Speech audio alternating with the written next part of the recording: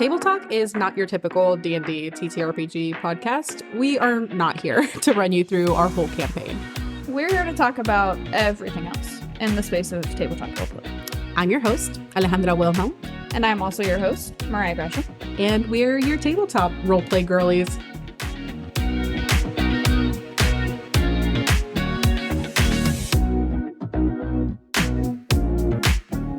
Alrighty, and we are live back at it with another episode of Table Talk. Thank you so much for joining us yet again. We've got a little personal us episode. Just you, throwback. Me, and the audience. little hangout time. Little hang session. So no guests this episode. Just your favorite tabletop girlies. And this episode, we were actually wanting to touch a little bit on running social intrigue and heavy RP sessions, which we know nothing. Play. Oops, all role play. We surely know nothing about that. Yeah, we forget that dice are involved in the game, kind of situation. For sure. You're like, this is my personal telenovela, and sometimes I have to remind myself that I'm driving. I am responsible for playing most of the people, actually, and I can't just sit here and have my little drinkity drink. Yeah, and just watch that shit all go to hell in a handbasket. Yeah, so I'll touch on Strixhaven first. We both have our respective little campaigns to dive into with this. But as some of you know, I run a Strixhaven campaign where Mariah plays with our other two friends, Bex and Alyssa. And recently we've started our second arc, which kicked off the first of probably many balls, and I'm going to tear myself apart doing it, but I also love it. We got engagement balls, there are marriage balls. There's discussions of birthday balls, which I feel balls. We could cut a birthday ball and we could just go to a nightclub, but you've kind of roped yourself in on the engagement and marriage marriage ball for sure. Yeah. But so the way that we have it is, so our friend Bex has a character named Callista who is a very noble head royal family a member, and her family tends to do the whole arranged marriages that are very much for political gain. And for them specifically, it's all about breeding for D1 magic babies. They're half. They're we need the top of the line here. Yeah. And so they have half ASMR and half tiefling, and they tend to only match within those criteria to try to keep that bloodline pure as nobility do. Nobility. And so they have a ball where a sibling might get engaged if they're older, as well as those that are coming into the marriage market will be announced. Yeah. And for this specific ball was Callista's older brother. It just so happens to be Mariah's character's ex. But, tuck hair behind here. For fun. Just girly things. Just girly things. Just girly things. And so, the whole party was invited to go out to the Bloodstone Island. The family's called the Bloodstone, and they were going to be there for Narian's engagement ball as well as Callista's announcement ball. And I was so excited for this, and then also the more it encroached, I was I'm so stressed. I feel I've fucked myself. Yeah. Truly, it hits. By the prospect of having to play an entire just fucking castle full of NPCs at any given time and keep track of everyone's machinations and the effects that your actions are having upon said machinations. It is very much I'm going to sit in the dark and put clown makeup on because I did this to myself. And now there's a Hydra in the home, and it's completely my fault, and I have no one else to blame. Yeah, it's just me. It's just me in this room that I've cultivated for myself. Yeah. But and so we went into it with, all the intention of the older brother Nerian did not want to be engaged. No. And he was kind of having his hand forced, had very few options. But Callista wanted to explore what it would be like if they went against their parents' wishes, maybe ever so slightly. So the party went in with the intention of sabotage without getting caught by spreading rumors, various rumors. Yeah. Huh. And it was definitely very interesting. And I've talked with a couple other creators, especially leading up to it, because I was like, how do you run balls? And like I also couldn't find a hell of a lot of resources for how to properly run balls. There's a lot of resources out there that will give you the setup for it. Yeah, you kind of had that. Like, it's like, what are ball mechanics? Like, how many? Yeah, what's guidance on like how many dances should there be, or like how many events should everybody like scenes should everybody be allowed to take, or like things like that, where it's like, oh, we could really be here for like 6 months in this ball, like 6 real life months, playing over the course of like a weekend. Yeah. And like I severely underestimated the amount of time it would take for us to get through this ball. I was thinking it was going to be a 1 to 2 session max. And it turned into like a full 3, maybe 3.5 sessions. 3 and 3 and some change, I think, to wrap it up. Change. But it was definitely interesting when coming up with how the fuck do I run a huge ass ball with so many royal families, everyone with the intention of marriage, on top of whatever their various like the word I was going to say coterie, because we were also going to talk about VTM in a second. Like there are other motivations. Like I think what I think about a lot in always when I'm, because like all our VTM game, like it's all political, like court intrigue shit. That's the whole thing. And so like all your NPCs are always doing stuff in the background. You know, like they're not static, staying in the corner. They all have their, or like they should, you want them to, all have their own motivations, their own machinations, their own plans and wishes. And they're trying to enact that. And that's running up against everyone else's in the background. And that is somehow having an effect on this scene that you're in the moment. Yep. But like nothing is taken in abstract. So in a situation like a ball, or like a lot of what we've done in VTM, where you are kind of just thrown into court politics of like, that is very forward. It exists all the time, but a lot of time I think it's more in the background, and you as the DM can kind of, it's more for just your maladaptive daydreaming, right? About like what people are doing on a Tuesday night. But it's very in your face in these like big RP driven sessions. Yeah. So it's a whole task in itself to one, think about the ball from like the top down view. What's everybody doing? What's everyone's goals and what they're going to be doing? And then also factoring in what your players are aiming for and how that's going to coincide and work throughout the whole event.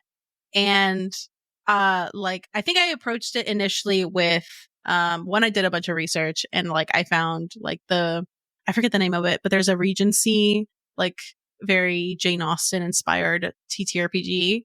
I know what you're talking about, but I also can't remember the name of it. I own it, and I can't believe I'm forgetting it. But I researched a little bit that, and I played around with the idea of implementing some of those mechanics. I also listened to the Dungeon Daddies like Regency episodes, which are fucking hilarious. If anybody has not listened to those, I've never laughed so hard in my fucking life. But they're amazing. And so that was good inspo, even though it was like much kookier than what the vibes were of what we're doing. But it was a good research. But I initially broke the ball down into like 3 different parts in 3 different days. So the initial is like them coming to the island on some really fancy gondolas, and you're going to have like time to explore the grounds. I had different areas and like what you could probably find if you go exploring there. You can also, socialize and scope. The first day was really meant to like get the groundwork of where you're at, as well as see who's attending. And the beginning, like the opening ceremonies, was like a nighttime, like sunset nighttime, little, mixer situation. Everyone had like masks on. There was a fortune teller and a maze to have like little activities that could be done while you're there. To kind of, add a little bit of diversity to just going around talking to people. And like, I liked the element of it setting the tone, and then also y'all scoping out everybody that's going to be there. and getting a little bit of a lay of the land. Yeah, it was a good way to sort of, I think, as people and as our characters get our feet under us a little bit and start like kind of sowing seeds for what we wanted like the next night, which was like the bigger night to be. And of course, like for my character and her ex who's getting engaged, she would like in a shocking, genuinely shocking turn of events. I did not see this happening. They ended up hooking up in the maze and getting caught by the rest of the party at the very end of the session because we like to end on a bang. And literally and figuratively at that in that one. Like it just ramped up the tension for like the whole rest of the week where it's like, oh, this is different now. Like this, it's always that very fun thing in ttrpgs where it's like you go through and you have a general idea of what you think things might be, so you don't get completely on the back foot. But then it's always fundamentally different than you think it's going to be. It definitely set a much different tone to how all of you were approaching it going into it. Yeah. And it suddenly became a game of like, it's not that we're trying to help Narian get out of his engagement. We're just trying to make sure he doesn't act a fool at this ball now. Yeah. Because now his feelings are all fucked up. And if he gets drunk enough, he might just propose to you instead in front of God and everybody. And we'll have to deal with those repercussions later. And with how you roll for Narian, especially, it's like him rolling a nat 1, unless I was not out of the question. He had that rolled man probably has never known a roll above a 5 when it comes to your character a day in his life. He probably rolled 5 nat 1s that session in relation to my character Anya. So it was very much like as we were rolling, it was like, Narian, you're scaring me. Please stop. And he was rolling with advantage, which I think saved him from like proposing to the saner of the two, like the not just absolutely crazy option, and going with like the more stable. And it's just like, hey, it can be a business arrangement. Our parents are both the same breed.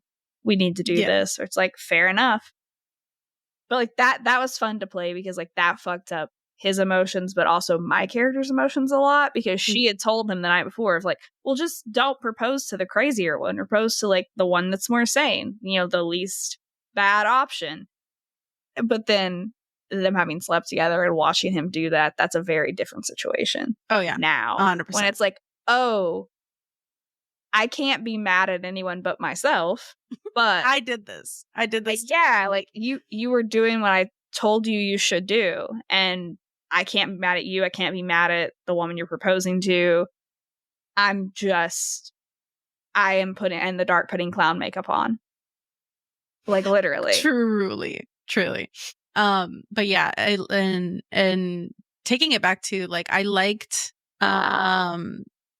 one getting it. I think that first night that y'all had with the mixer and everything, it really helped me get my groundwork for what NPCs are y'all gravitating towards? Who am I going to use later on in the ball to like do some other stuff or like see? It gives me a lay of the land too, because like there is a shit ton of NPCs, and I think you just got to throw out a big net and just see what your players like. Yeah, just and then you're like, okay, I can work with this. And I loved. It's also like, as D&D does, like there's so many curveballs that you'll always get thrown. Bex is infamous for throwing them to me. Yeah. Because of course I present her with just a myriad of tiefling and ASMR options. And then she goes to her parents and she's like, what if I married the Genasi boy? And I'm like, he was literally supposed to blend into the background. Like he's so cute. He's so good and sweet and pure though. Yeah. He's so pure and socially awkward and just wants to like blend into a tree. And you're like, well, now he has to be a main character. I'm so sorry. Yeah, he's been thrust into the spotlight forcibly by y'all. And I mean, I love it because I love the character that he is now. But I'm like, in my planning as a DM, that was never a factor. But here we're here now. But it was good to see what y'all like grabbed onto. Also gave me opportunities to introduce NPCs that will be important later. And I loved y'all's reaction to the marquee initially, where it was just like, that was so really hot good. And I don't fucking trust him. Yes. Yeah. It was that definite, of like, what the fuck is this man's deal? he's really hot. He's really charming. Like, he claims to know my character's grandparents who live on another fucking continent and are ancient elves. Like, he knew stuff about like Alyssa's character's Jack's history, which like nobody knows anything about Jack's history. And yeah, it was just this very suspicious, sexy band where we're like, I fundamentally distrust you, but I'm also glad you're here. Like, as players. I also love this man. Yes. Yes, I have a deep love for the Marquis. And then, like, as things kind of tightened down, and then obviously we had our little chicanery. Those last like 10 minutes felt like the last 100 pages of a Sarah J. Maas book. Like, yeah, I don't even know what that was. Like, I blacked out and came to. I was washing the blood off my hands.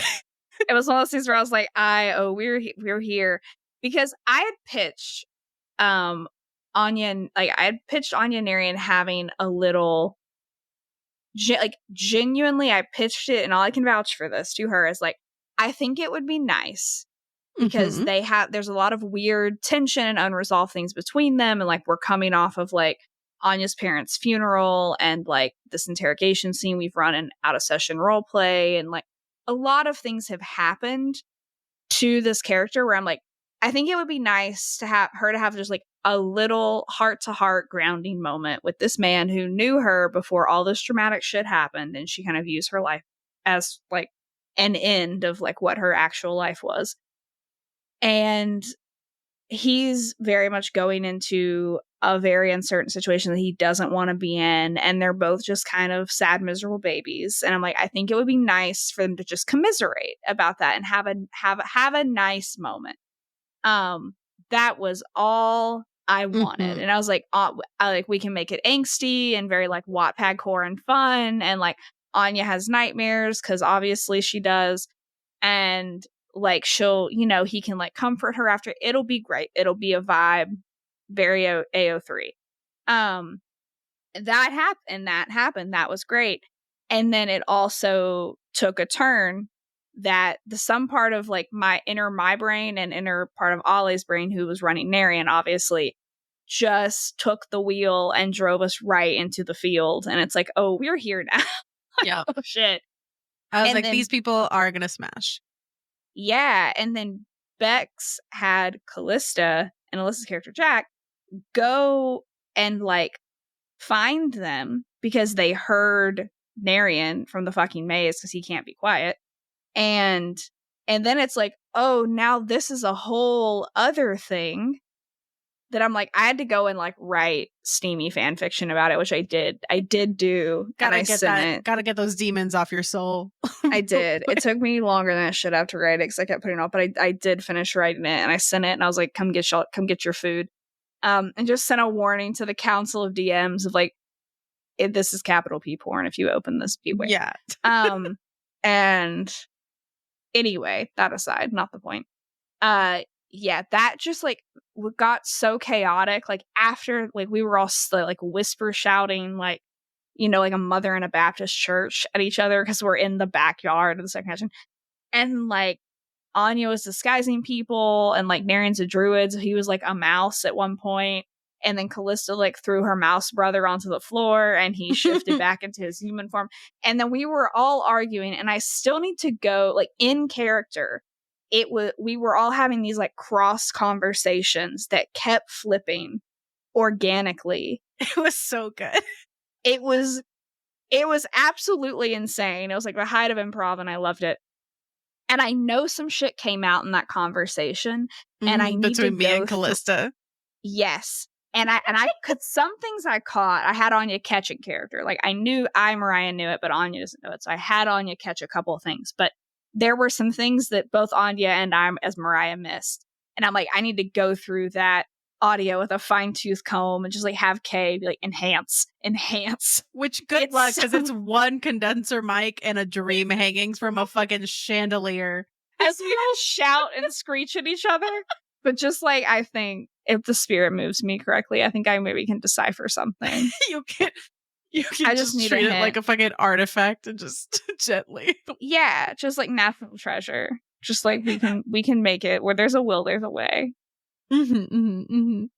Yeah, no, that was very, very good. And then like the actual mechanic that I ended up using for like at ball preparations didn't really occur to me until maybe like the week prior, because the episode of Fantasy High Junior Year had come Thank out. you, Brendan Lee Mulligan. Thank you, Brendan Lee fucking Mulligan. For your evil stress token machinations. No spoilers, but there is like a mechanic for downtime actions that he uses for their class time stuff. And I like sat there watching him do it. And I was like, I love this. And I just kind of took that and shifted some things around to just make it applicable to a ball. And that way there was like, different categories that it's like, hey, you have so many downtime actions. And then, you choose the DC of the difficulty of that one, of what you're going to aim for. So the earlier you do something, the lower the DC is going to be. So you could prioritize something you really want to make sure you pass. And then, but something eventually is going to be a DC 20. Like, I believe we had 3. And so the DCs were 10, 15, and 20. So like we got to assign, be like, okay, these are the kind of 3 actions that we want to do. And then the order that we wanted to do them in, we got to like pick like what we were rolling for each. This task was going to be for you. Yeah. So if it was one where it's like, oh, it'd be nice, but if I don't make it, it's not the end of the world. Like I made that my 20, and it was like trying to spy on the marquee, which I failed. I was close, but I did fail. You were close, but no dice. Thankfully, Anya has a mass charm. That saved me a couple times that I like remembered to pop that off. Because would have gotten in some awkward situations. Some deep shit. That. Yeah. But yeah, it was just like some poor servant on like the Bloodstone Isle just got in some drama for that, because like Anya saw her and like made herself look like, just a random serving girl. But that was really fun because it made us approach the ball prep like more strategically and like really think about, we're like, okay, their cost if we fail this roll, like if we succeed it'll help us, but if we fail it will hurt us. And that was also really interesting.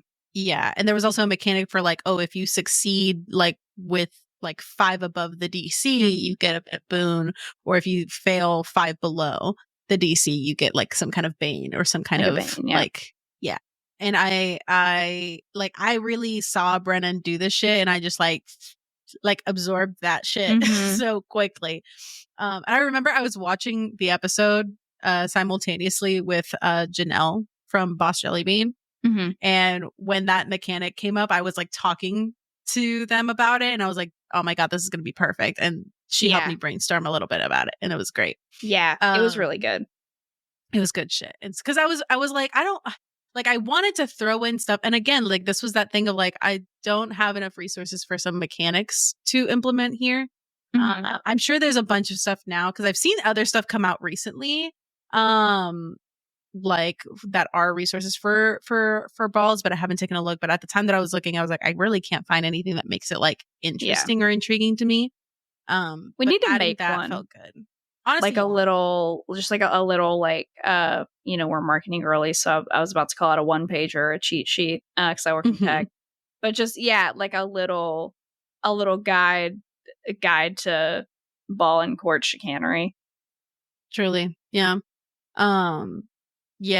But the idea for the marquee, actually came from a one shot that I purchased in that like research, and I did extrapolate a lot of because it had a lot of like lore and a lot of other stuff, and I was like, oh, I really like this.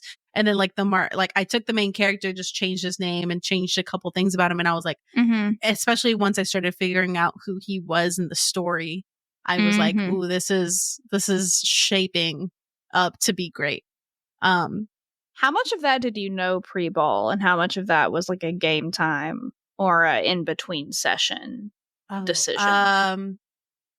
The marquee, I'll say that like I've had ideas about the Marquis before the title of the Marquis existed, if that makes sense. Yeah. And then like I didn't know how this character was eventually going to fit into the scheme of things. And then when I found that little one pager, I was like, "Ooh, this is like a perfect little shape for guy. him." Yeah. And so I like just smushed that into being one person. And I was like, "No, yeah, I like this. I like this a lot." And he certainly has an energy, and I love him. He's my son. It's good. You're sweet boy. You're sweet baby boy. Me and my penchant for just the most problematic or seemingly problematic men at problematic sometimes. 40-year-old man, and you're like, that's my sweet son. But yeah, I love him very much. But yeah, and then that mechanic I felt worked really well for both like letting y'all get something out of exploring or espionage or sabotage and things like that. And like I loved that I gave y'all options to choose, because I just love seeing what y'all do so much, and then just having to fucking wing that shit. But it also same. Honestly, like I genuinely feel like the more I leave up to y'all, sometimes it works so well in the end. Too well. Like better than if we had planned it, if that makes sense. Yeah. Because eventually, like, I see the things that y'all have done on your own, and then I'm like, oh, my other thing fits right here. Just right. Perfect. I like it.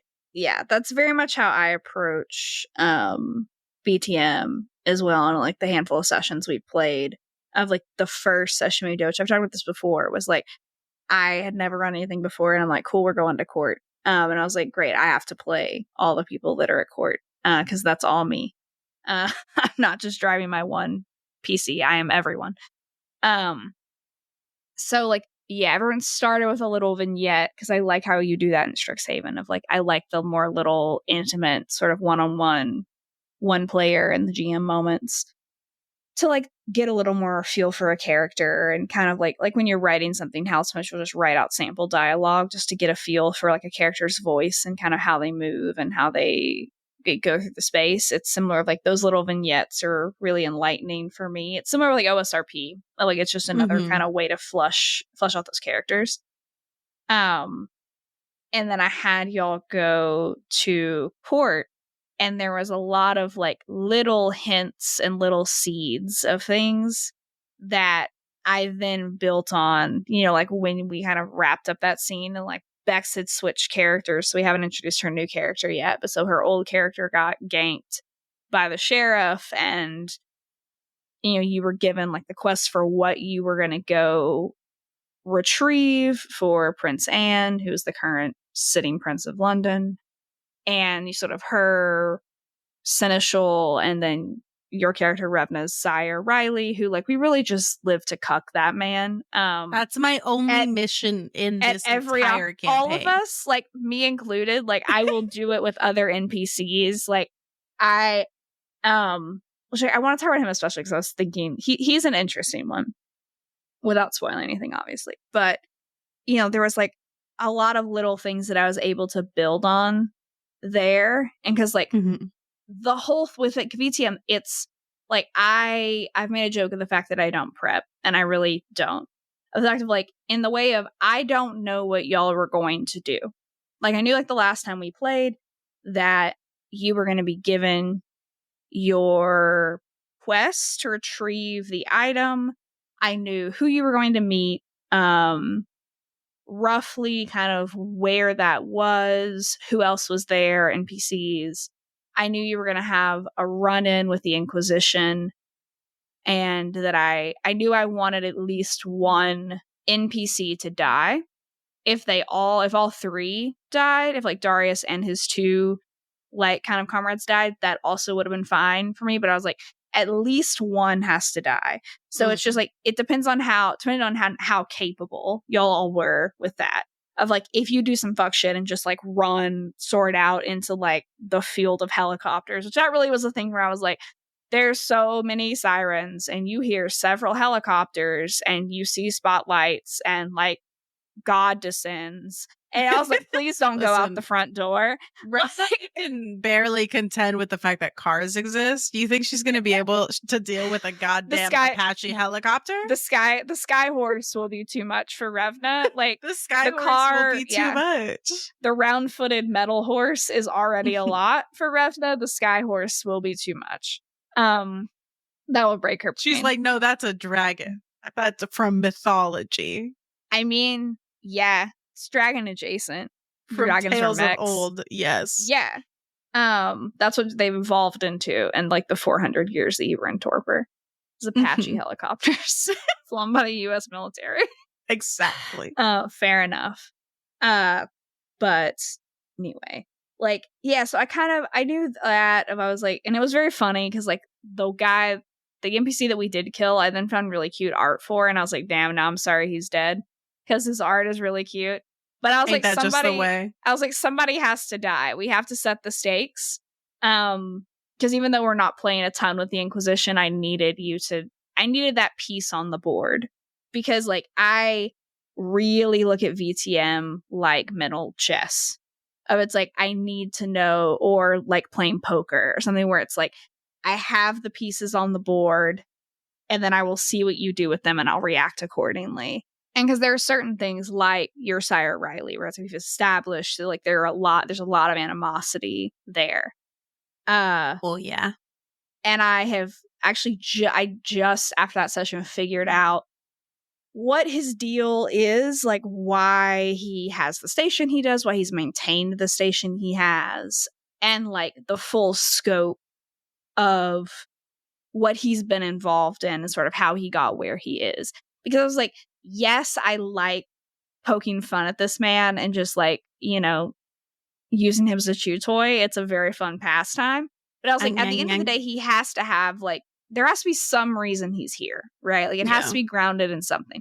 So that was really exciting. And like the entire thing of like a lot of what, like when we're playing the VTM sessions, I open up like a Discord thread and I will just make notes. And I was like, you lied to this person successfully or unsuccessfully, or this person died, or you like this ensanguinated body was left. And a thing of just like the little things. I don't know what you're talking about.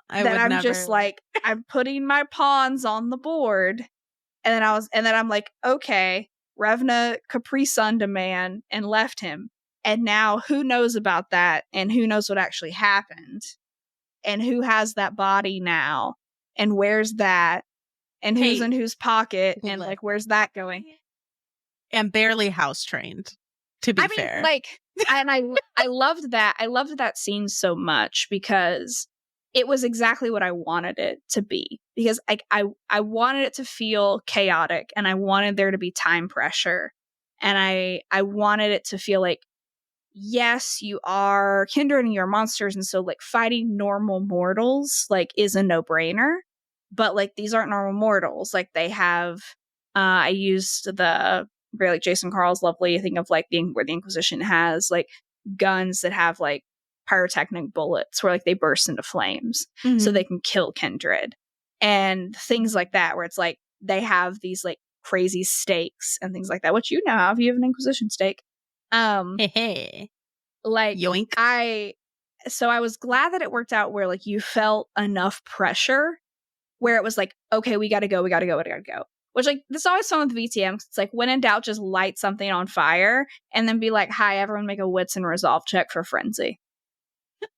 Yeah, and if you frenzy... Really shake this can up. Yeah, truly. And if you frenzy, roll north, south, east, west, and that's the direction you run.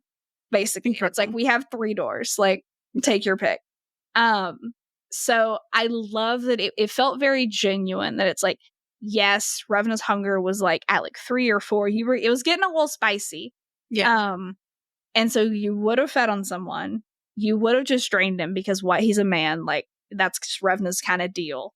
He's a guy. Yeah, he's just a guy. He's trying to kill you. He's just a guy. You didn't have a reason to like spare his life or be like, pardon me, sir, would you mind if I had a drink? Like that wasn't really the vibe. And then like, why would Revna take the body? That's Revna's not the infiltrator, the secret keeper, or whatever. Like, she's the muscle. Yeah. So it made sense. And then you had like Alyssa's character Nox, who is our like very cerebral. I love that every one of Alyssa's characters are just like incredibly incredible, like trust fund babies, the most coddled and pampered little children you ever did see.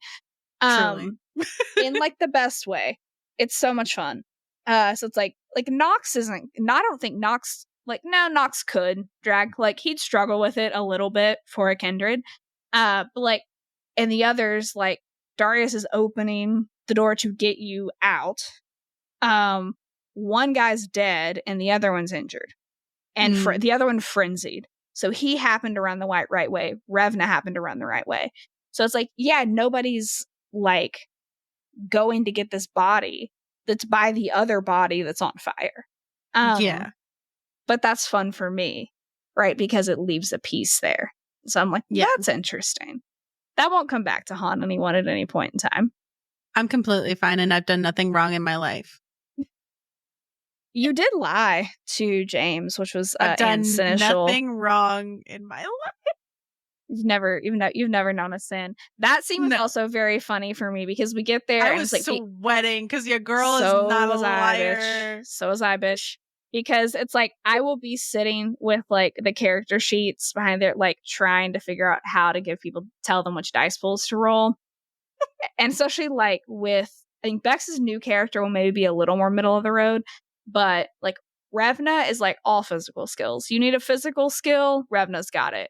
Nox, you need a muscle mommy? Yeah, all intellectual skills, got it. Some social.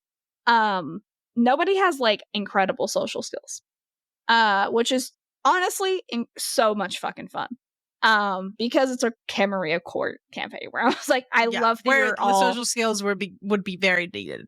Yeah, and I love that you're bad at it. It makes so much sense. And it makes it more fun, even though we're playing at a little bit of a higher level, like you're not brand new baby vampires. You still feel that way. Because you're not used to the machinations of the court. And Listen, to be fair, if exclusively in situations where I'm trying to smash, I got it. That is actually, I should say, like Revna, she does have social skills specifically when she's trying to smash women. Revna has specifically social skills women, specifically to fuck women. So like I'm maybe like one effeminate man. Yeah. So I'm looking at this character sheet and I'm like, anytime I need Revna to realize anything, or I'm like, can I give you a specialty dice? Can I, like, there were things where I was like, roll an extra dice and don't fucking ask me why.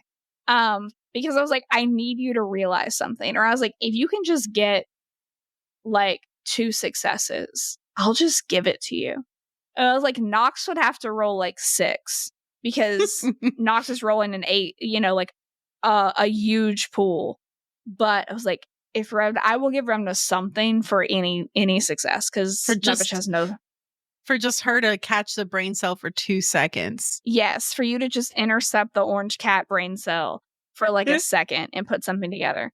But yeah, like when it got to that point, like I will, because we're all pretty new to VTM of like, and that game is fundamentally tricksy in a way of like information is power, and think of like the way that I run my games is like, I don't assume that knowledge is shared unless I'm told, they tell me, of like I relay this or it's played out in RP. Right? So like I will give a lore dump to one character, and if you don't say you shared that, then the other people don't know. In part of like, and that's part of when we started the game. Especially because like social intrigue wise, that is a game where people in the same party will keep secrets from each other. Yep. So you really can't assume that everyone knows everything, because like you said, exactly, like if you do not specify it, like then I'm going to go on the assumption that you are keeping that secret for a reason. Yes. And it makes it more fun, I think, when you have the different layers and everything. It makes it a little harder to keep track of sometimes, but that's what's so fun, and that's why I love VTM. Or one of many reasons I love it. But like when we got to that bit where you went to go turn in the journal to James, who would then give it to Prince Anne, and he, asks like, how did it go? I did have a moment where Mariah, the hand of God over the table, was like, hi, this is your friendly reminder that you can lie. Mm-hmm. I'm not telling you to lie. I'm not metagaming, but I'm just saying that lying is an option. That is an option. You are not obligated to be truthful. And to be fair, I was mostly truthful. You were. It was very you. James rolled abysmally. James was rolling a lot of dice and got almost no successes. And then you burned like a couple willpowers and you had some good. I was like, rolls. this is worth me doing some buku shit to get this, because like, I can eat my pocket rat when we leave here. Like, it's worth burning some. my pocket varmint. Your pocket varmint gusher. That's just there. That like that she keeps really a little fun. bag of just hamsters. Mm-hmm. Pops them. Like a little nuggie. Truly. Which I love that's like a consistent little character of like Nefera has that with her like blood bonbons and her baby jerky, and then like Revna has her pocket varmint. Yeah. I'm excited to see you whip a pocket varmint out in front of like some people. Just adding a side. I daydream about this specific scene. Okay. I daydream about being in court and Sir Riley coming over as like some kind of like olive branch or peace offering or trying to whatever with Revna, and like hands her a goblet of whatever blood shit, and she just like pours that shit out in front of him and eats a rat instead. I can make that happen. I can make that happen for you. More than anything. Because I wanted to be like, I would rather eat a dead, cold rat than anything you fucking give me, and do that in front of God and everybody. That's what my heart desires. Rat. I gotta tear the rat open and like lap the blood out because that shit is congealed. Yeah. That's what my soul requires. I can make that happen for you. I have a good hook for that. I have a good hook for that. There is also like, and this is the one piece of this puzzle that I need to consult my lovely little, I call them my, like how you have your DM council, I call mine my Primogene council as a little VTM pun. I need to consult them around because Revna had an indigenous partner whose name was Ahanu, who she obviously presumed was dead because like he existed as immortal like centuries ago. Who is kindred and who's been here. And we met in the last session of like, James called him to go. He was there to sort of retrieve the journal, which like you still don't know. I'm excited to see what you all do with like the journal and figuring that out as we move forward. And like, I'm excited for other little pieces of that. I love like a fun little mystery in a game too, and just seeing what y'all gravitate, like you said, what you gravitate toward and like what pieces you pick up on. And there was that lovely little bit where I like how y'all are kind of interested in James too, because like when Revna and Ahanu started kind of getting like shocked and a little bit emotional, and then James is like, I take your fucking feelings outside of my office, please, and thank you. Yeah, which was a very funny thing for me because I never fully know how characters are going to react like emotionally or how they're going to respond. Like, I know their motivations. I know like what's at stake for them or like what different things will mean. But like their personality traits really evolve in game. And that's like one of my favorite things about it because you find out these like little things where it's like this kind of awkward like human moments from these quite inhuman characters, which is just funny as hell to me. It's so good. Incredible. Yeah, sometimes it do be a game time call, and a voice and a personality will come out of you that you're like, I guess this is what we're doing. This is what we're this going is who with. We are now. Yeah. And I deeply need to download Obsidian and copy all of my notes into there because right now I've just been dumping them into like my secret side of the server. And just sort of word vomiting, but I need to start putting things over in Obsidian so I can see how everything connects. Because if I don't, it is going to come back to bite me in the ass in like a few sessions.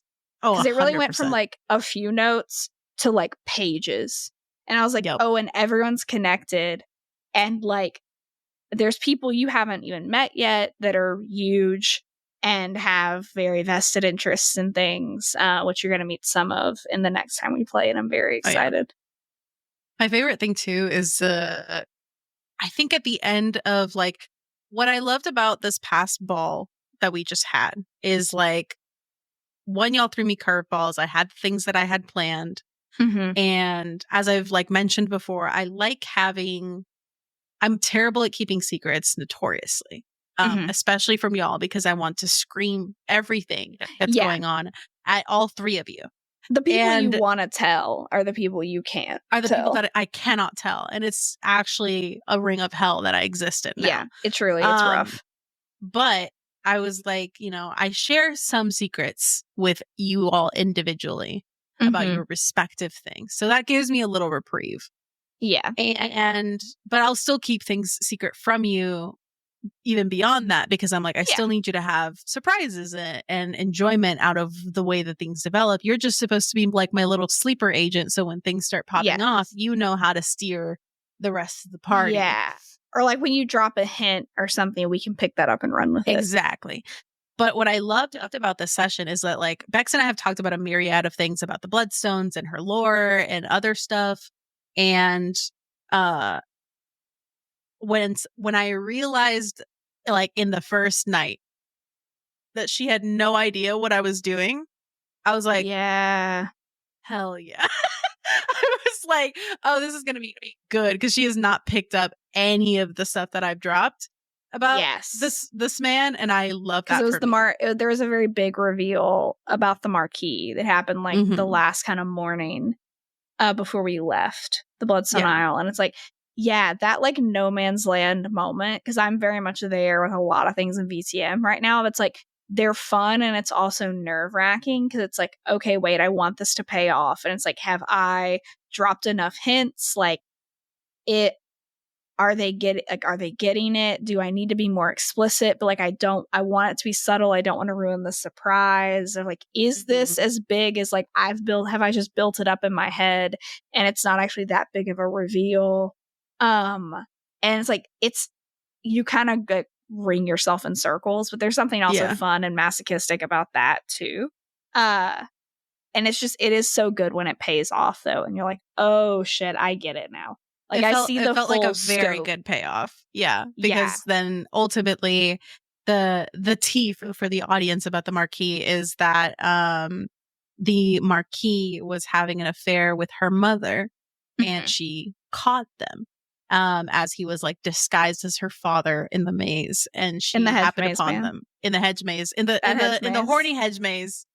The horny sentient hedge maze. The horny sentient hedge maze. And she happened upon them, called out her mother, and then her mother almost cast a spell to wipe her memory, but was stopped by the Marquis. And so then she had a lot of questions that needed answers, and the Marquis was willing to give them to her. Callista specifically in her family is one of the only ones that cannot cast magic, a great source of shame. Yeah. And he revealed to her that it's not that she cannot cast magic, it's that she already had a patron that was outside of her family's purview, and her mother was choosing to keep that hidden. But as this patron was the king of hell, super cash. Super and chill. The devils are notoriously known for needing contracts and consent. And without her knowledge, she could not consent.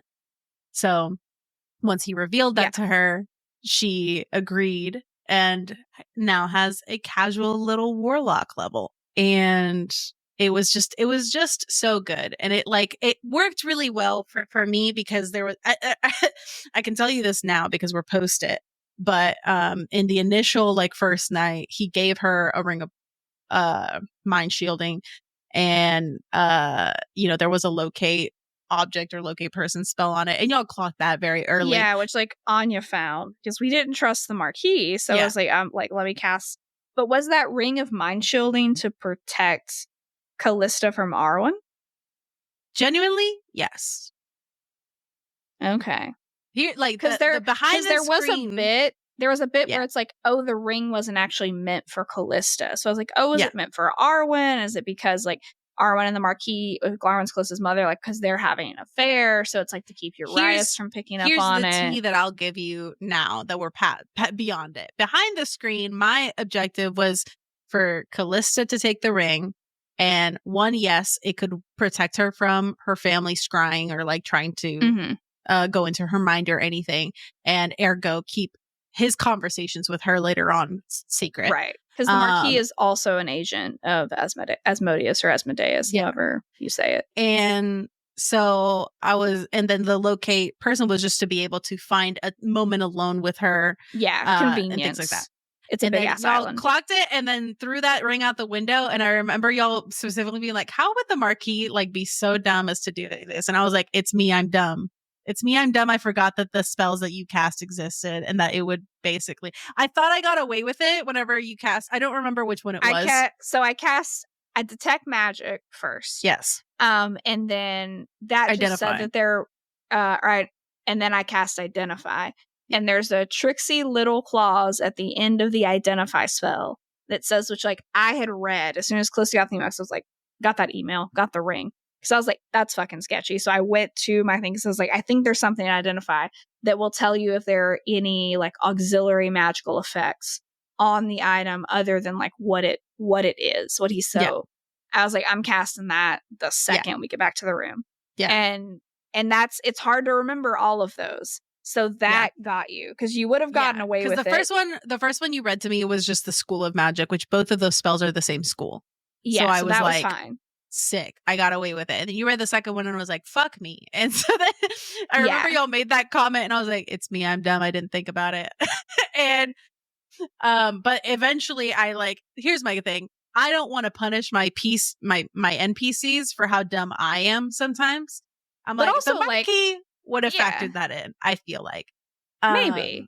And he also doesn't know Callista. Like, he doesn't really, or like Arbond, or there was a lot of factors there. Yeah. Where he may not assume that like Callista would, like, Bloodstones are not known to be the most trusting group.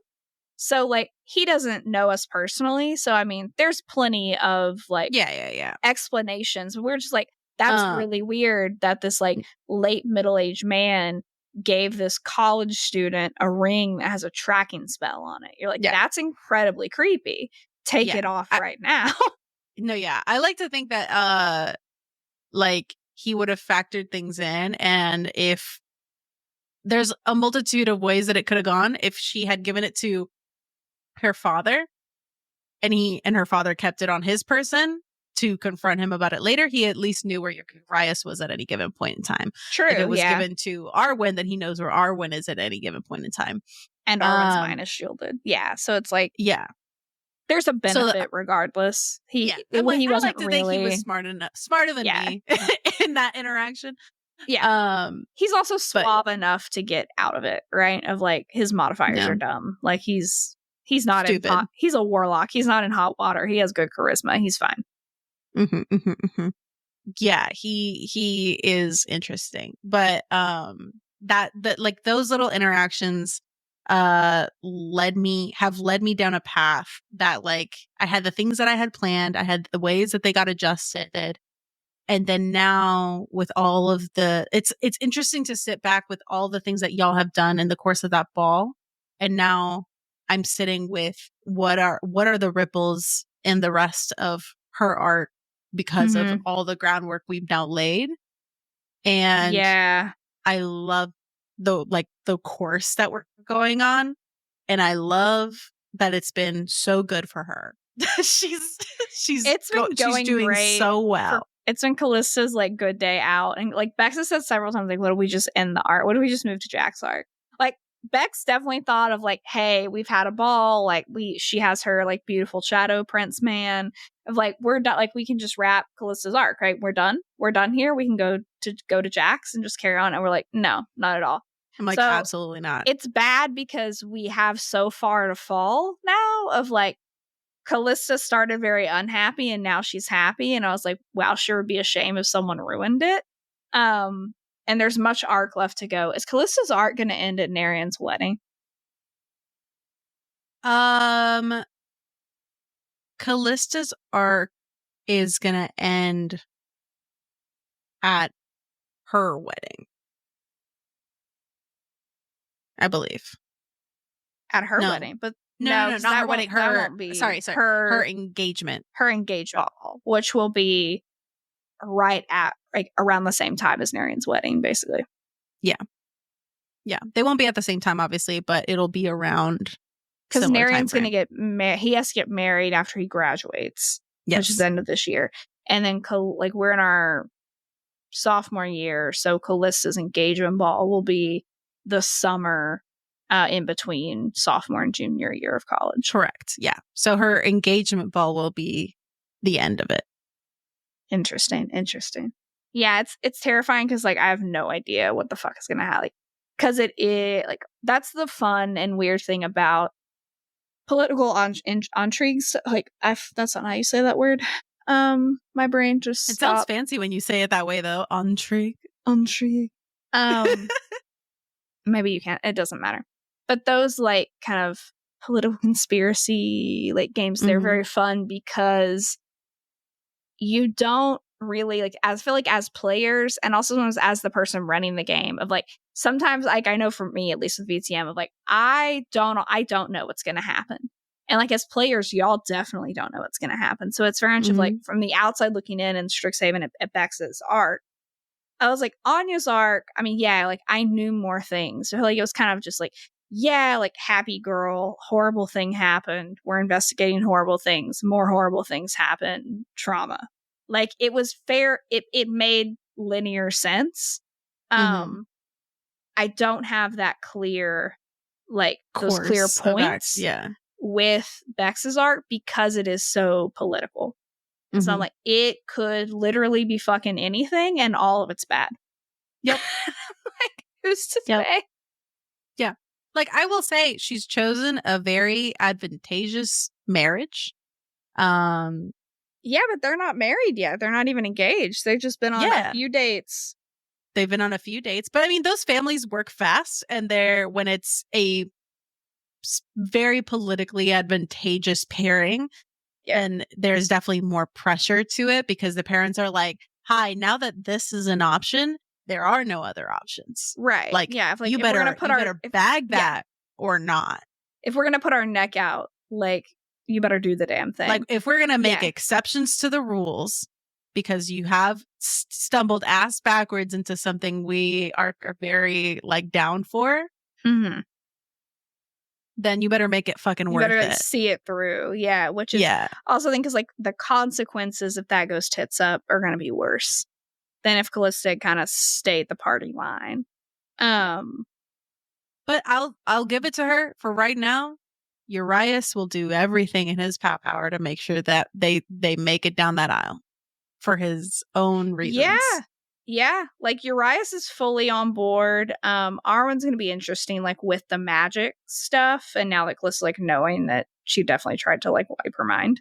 Like that's gonna be a little awkward. I don't think the marriage thing is also kind of separate than that though. And I think because Urias is so on board, it would be foolish for Arwen to undermine that too heavily.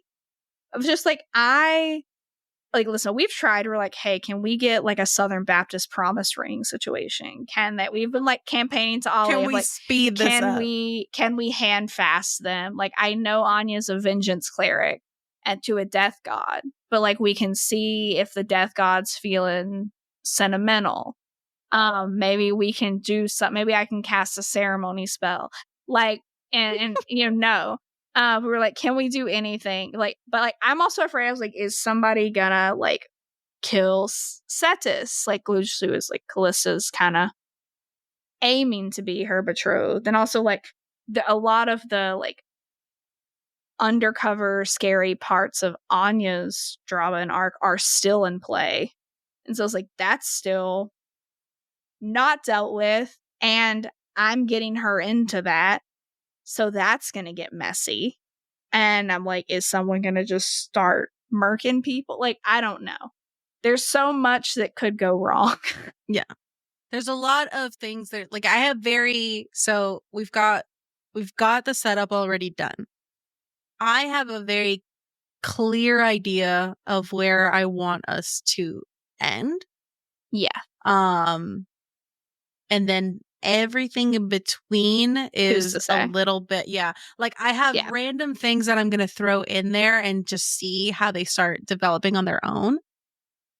And I'm just so happy for her.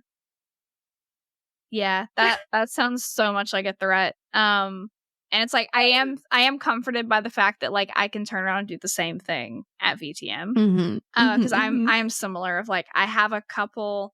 I know generally where we're going, and there are kind of a couple paths that it'll like trickle down to, and it'll probably come around to the same kind of head when we like before the tone shifts in that campaign. But yeah, like how y'all are who you're gonna side with, especially like as you start seeing the fullness of characters, as people's true motivations come out, as you start learning more, as you start playing the game more. Who's to say? And that's the fun of it. Where we'll end up. Absolutely. Well, it is looking like we are coming up on our time here, but general consensus is intrigue, and just the social machinations of it all are so good and so interesting to play with. So and fun. If you've never indulged in a ball or any courtly intrigue, I highly recommend it.